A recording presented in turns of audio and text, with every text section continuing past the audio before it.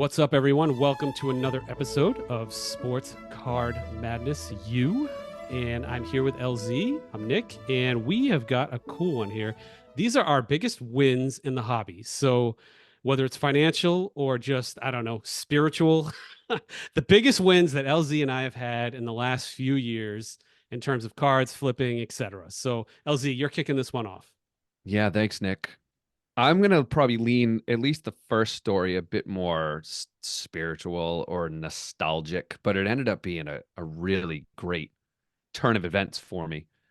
This was probably, geez, 3 years ago. Went over Nick's house one day. We were celebrating some family, some good family things were happening, and I went over his house and we ripped some cards, and they happened to be some basketball cards, and they were Tatum's rookie year. And I pulled a couple really nice Tatum rookies sitting on at Nick's counter with his son as well, and we're all just chilling, ripping packs. And one of those cards in particular, I took with me to the next Celtics game that I went to, and I'm like, you know what? I'm just gonna try to get this signed. Tatum's been signing lately. Let me see if I can get it signed. And the card again was in great shape, so little nervous bringing it down because I'm like, this could be a 10. I don't know. But you always run the risk when you're getting signatures in person, especially at a game. You got people bumping into you. You got people, especially Tatum, like going over your shoulder, throwing things at him. It's You chaos, don't man. you Chaos. don't know if the marker he's going to use is going to be good quality. But I just happened to be there at the right place, right time. I got his autograph on that card and I sent it into PSA and it came back a 10-10, a 10-10. And I was wigging out. I could not believe it because you don't know with those in-person autos. So that was big. That one stands out to me a lot, was getting that card just because We of the split story those behind it. packs up too, if I remember, and you nailed it. Yeah, I I think did. my son I Gavin got got like a lesser rookie card out of it, but he still yeah. got a Tatum. But you got like the card. Yeah, and I don't think you got any, not to rub it I in, got but I I got got crap on I a got a stick, man. couple.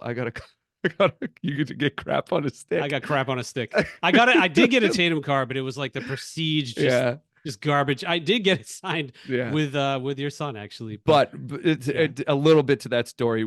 I was coming over to celebrate something very big in Nick's life, so he won that day regardless. That was a really good Well, moment yeah, for us. we opened a bottle of Pappy. Was it 20? Pappy 20, I Yeah, think. yeah. And I had already opened it because of the good news, and then he's like, "Hey, let's come over and rip some packs." I'm like, "Hey, what? And I'll Why are have you some of so that friendly all pappy. of a sudden?" And so we proceeded to have Yeah. some fantastic bourbon. It was awesome. Yeah. So that's number one. Number two has to do with the 1986 Flair basketball set. Been hunting all those cards. I actually, there are a few deceased players. I think there's probably, oh boy, at this point, there's probably like a dozen to 15 of them, maybe that have deceased. Some of them are harder than others. One in particular, he's not the hardest. That we talk on our episodes a lot about kind of the three very difficult ones, but he's not the easiest. Is Manute Bol. So he passed away. His card is difficult to find. I actually found one. The signature is great. Got it graded, and it came back a 9. And unbeknownst to me, I put it into the registry for PSA, and there is only one 9 that exists, and it is my card. Bada bing. Uh, Bada bing. So that was that's huge. When you're building a set like this, it's always great. Especially I've been getting beat up lately with PSA, but that one in particular, getting the top on the pop report is pretty big. So those are the two that stand out to me, Nick. What are your few?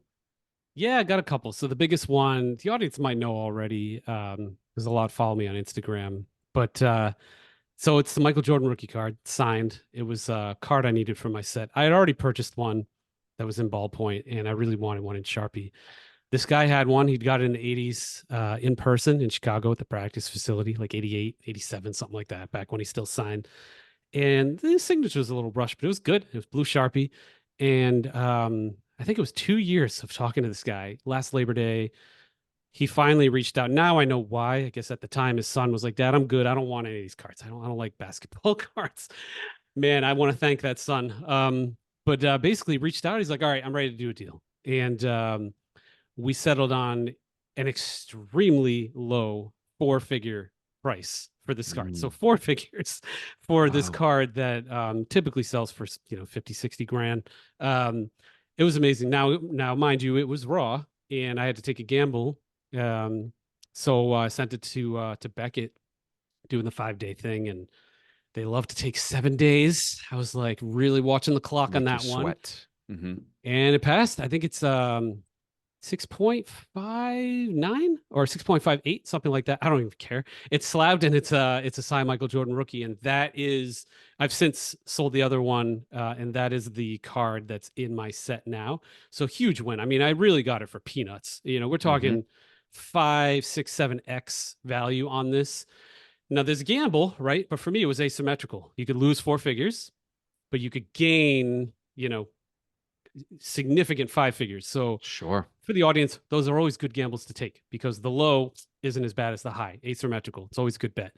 So I made the bet and I won the bet, and it's great. It's not going anywhere. It's part of my set. It's going to my son. But that was awesome. And he said he sold it to me because he knew I was a collector too. Like I'm passionate about it, and he sold me his other MJ cards from that era, and it's great. So that's the biggest win by far. Nothing can top that, right? But there is one more crazy one. So Mm. the 86 Fleer set has a card. It's an error card. It's it all revolves around Steve Johnson and Dave Greenwood. Okay. So Steve Johnson's card has a picture of Dave Greenwood on it. And that has really pissed Steve Johnson off for a number of years. And I'd be pissed too, to be honest. Iconic set, they screwed up my picture. Like, who does that, right? Could you imagine if that happened like nowadays? Um, so this card, he just doesn't sign it. So it's really rare. There's been before I got into this set, he probably signed like four of them, five of them, or whatever.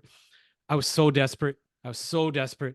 I sent him a really, really big note, a big check, signed check. So he could go. It's basically cash.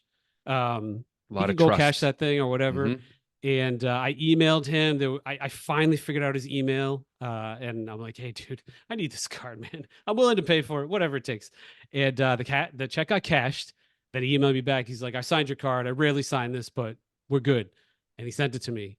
And then it was the story got even wilder from there. I uh I didn't get the card because he's it was on a little return envelope that had one stamp on it. He stuffed all the cardboard in, all this like just crap into this little like number 6 envelope Oh, that was barely hanging on for dear life, not enough postage. So it was stamped repeatedly, like postage not sufficient. Somehow it bounced this way. It took like 2 weeks to come back to me. This like $5,000 card just sitting like on a plane somewhere with no tracking whatsoever. And I'm like, Steve, I never got the card. So I sent him another round of money, cash this time, and never got that back, never got that back. But then the card showed up and I got the card. I was happy. And did then it still only have the one postage on it, or did like it how did. did it come It had back? one stamp with a bunch of like some postage. Not. Rejection, I think it rejection. used me as the return address in a weird way, but it got back. I Wow. freaked out when that was in the mailbox and it was signed. Um, and then he went dark for a year and a half, and I emailed him. I'm like, "Hey, Steve, I could use another card," and I sent it for free, and he signed it. And then I didn't get the card again. And I was like, Steve, it Wow. didn't come. So he sent another one. And then I got two cards. So at the end of all this, I had three signed Steve Johnson cards.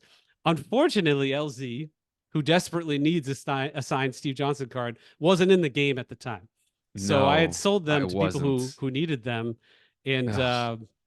anyway, the one I kept, ironically, was a blue Sharpie 410 over. I had a 610 black, and I preferred the blue. So that was a huge win. We're talking probably $10,000 worth of stuff, maybe, Yeah. Hmm. with trades and things like that, out of like whatever I wrote the check for. So pretty good win. It's a wild story. That's very cool. Nice. Nice. That is definitely a win.